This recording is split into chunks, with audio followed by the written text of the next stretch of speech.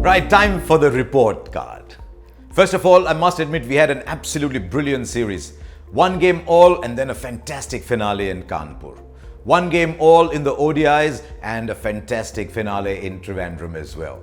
So how did the players go? As usual, my editor's given me 4 names from India, 4 players rather from New Zealand. So let's start with someone who I think is his favorite. He's given me Rohit Sharma to start off. Struggled a little bit against Trent Boult initially, and then in that third game in Kanpur, that magnificent century. He made 147 of 138, ended with a strike rate of 99, then went into the T20 games, 93 runs, strike rate of 133, but a match-winning innings in the game in Delhi. 8? I'll leave it to you really. 8, 8.5, I'm fine with either. Maybe we'll go with 8.5 simply because when Rohit Sharma scores runs, you just want to sit back and enjoy. What about his opening partner, Shikhar Dhawan? One of the problems with watching Shikhar Dhawan is you just want that form to continue because he's so wonderful to watch. It deserted him a little bit in one-day internationals, just when it seemed like he was making that his home. And then he went into the T20s. And guess what happens there? He's got numbers that are unbecoming of the quality of player he is, and he produces a fantastic 80 as well, along with Rohit Sharma. Right, so how are we going about it with Shikhar Dhawan? Just 68, strike rate of 78, that 80 from 52 balls in Delhi tilts it somewhat, but I think I'm going 6 with Shikhar Dhawan. Okay, who do I have next? Yuzvendra Chahal. Slight, slim. Every time I see Chahal, he's becoming a better bowler. There's the wrong arm, there's the slider, and he almost seems to enjoy when players are attacking him. There's the wide leg break that's fetching him a lot of wickets. Let's look at his numbers. Economy rate 4.78 and a strike rate of 42 in one-day internationals. Economy rate of 7, strike rate of 20 in T20 internationals. I'm going like I did with Rohit Sharma. 8, but 8.5. Simply because he has become the captain's go-to player, and that is the little bit extra. Right then, Bhuvneshwar Kumar, the B&B, one half of the senior half of India's B&B. How did Bhuvi go? I thought he was excellent in the one-days in 2 of the 3 games, but that one game in which he conceded 92 just skewed the figures against him. Now again, in T20 cricket, economy rate 7.8, strike rate 27. Bhuvneshwar Kumar always bowls the difficult overs. So how are you going with Bhuvi?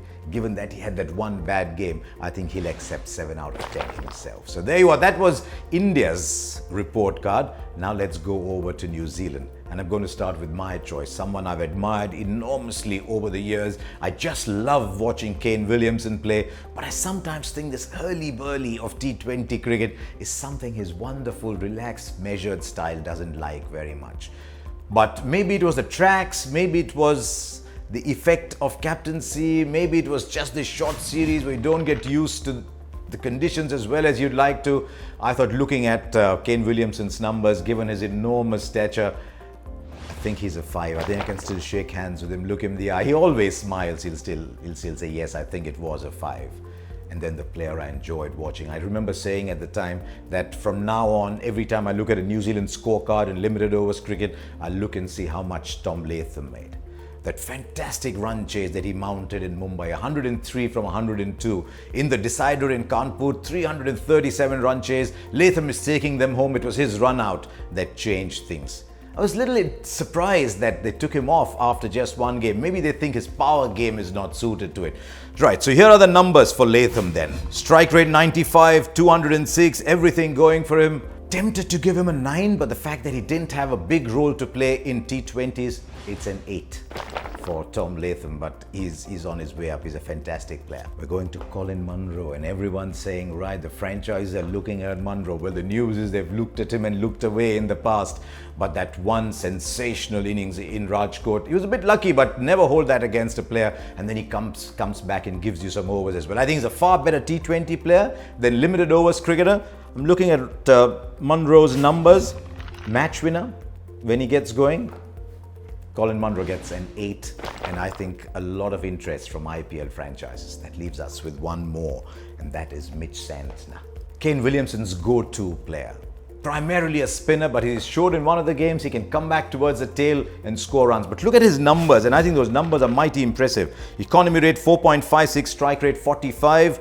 In T20s, economy rate 7.7, strike rate 60, but there's only 3 games there, so that's not a lot to play with. Even in a 337 game, he was 2 for 58. Mid-centner is 8. Now, these were the 8 names that the editor gave me. You always have to, in a limited over series, look at Virat Kohli. There's a reason I'm bringing that up. 200s, batting like a champion in T20 cricket. But I'm going to give Virat Kohli 9.5 simply because his captaincy in the last game in Trivandrum was absolutely spot on as well. Can you give someone a 10? I always held it against my teachers, but I think I'll stay with 9.5.